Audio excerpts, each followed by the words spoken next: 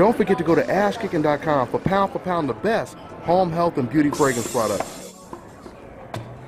Hi, my name is Veronica, and you're watching DONTAE'S Boxing Nation. How did that one do? That was very good. Let's do it, just maybe one or two more, okay? You know, DONTAE'S Boxing Nation, what's going on, guys? We're going to go ahead and call up Virgil Hunter and get his thoughts on this Lomachenko versus Rigo fight and everything that's surrounding this fight, all the buzz and everything. So let's go ahead and call up Virgil Hunter. So I hear Bob, and notice there's no backlash on Bob, but there was a ton of backlash on Floyd when he said he was better than Muhammad Ali. Oh, they went to Layla and everybody else. But now Bob Arum says it. He tried to clean it up later. Well, actually, he did an interview at ringside and said Ali was Lomachenko. The only thing he's ever seen was like Ali before the exile year. But afterwards, in the press conference, now he's better than Floyd, Ali, and Ray Leonard.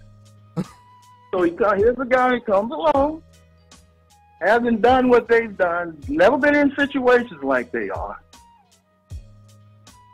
but never been challenged like they have, but he's better.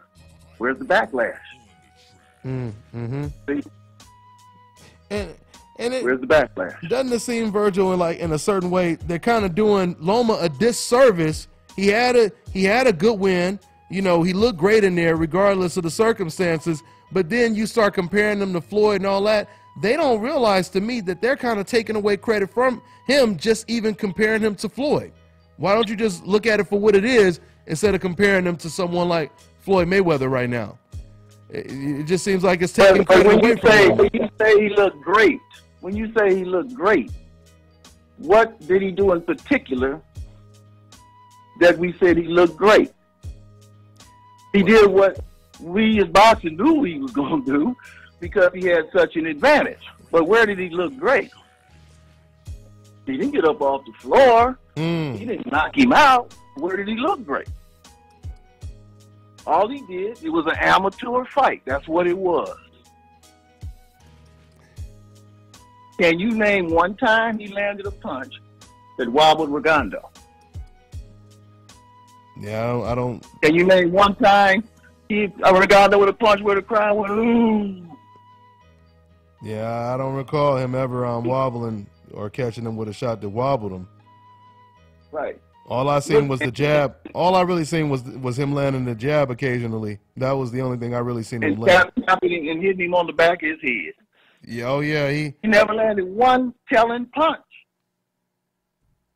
But like I said, Rigondo's been dropped by people his weight.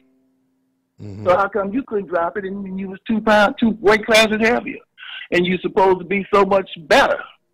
You're the Matrix, and you couldn't drop him inside of 6 rounds when his guys who dropped him in the first and second. And the thing is, I always ask people, because I had somebody call in the other day and say, oh, you know, Lomachenko would have beat him even if they were the same size. And I said, well, it's kind of hard to speculate something like that. I said, let's completely reverse all the roles, and let's just say, what if it was Loma that was close to 40 years old? He moved up 2 weight classes and was fighting against a guy who was naturally bigger, rehydrated at a higher weight. You know, are you going to automatically assume that he would win in a situation like that? How would the fight play out then? So, I mean, Loma has never been in that situation before. So, you know, we would have to see how he would deal with the same situation and predicament that Rigo was in, right? Well, you know, I don't know how much is true about some of the decisions that Rigo has made in his career. A lot of people said he's made some bad decisions. I don't know if that's true or not. You know, I mean, I've seen him go from different promoters and things of that nature. But it's kind of funny that each time that he reached out to fight the people in his weight class, they somehow stayed away from him. So, and the excuse was he wasn't television friendly. The excuse was he wasn't appealing. His style wasn't appealing. Okay? But you never put nobody in there with him. You tried once. And Nito's my boy. We from the same hometown. You know, I watched him grow up and develop as a kid.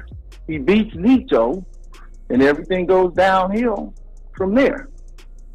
And then notice when Walters beat Nito, everything went downhill for him from there.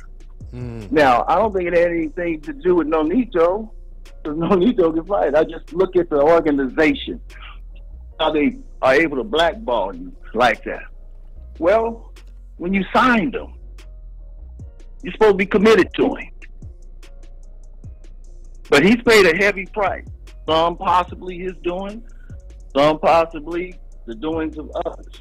But my whole thing in this fight, Dante, is I'm appealing to Lomachenko to be great. Okay, this is past you. But I can't give you credit for the win. I can't give you credit because you were supposed to win with a table set in your favor. There was no way you're going to lose. It's almost like WWF. You know, when you look at the writers who picked their winners, I think it was 20-3 in favor of Loma. What are we having a fight for then? Why are we having a fight? The odds in Vegas. Why are we even having a fight then? And Loma himself, once again, he said he wouldn't say that this was his best year, he said, because Rigo wasn't in his weight class. That's what he said after the fight. No, I like that coming from him, but that's easy to say afterwards. That's easy to say afterwards. But see, when they put that $1 million in your hand, yes, you gonna take the fight, but you didn't say it before. The excuse was Rigo was talking crap and everything, so I went on and took the fight.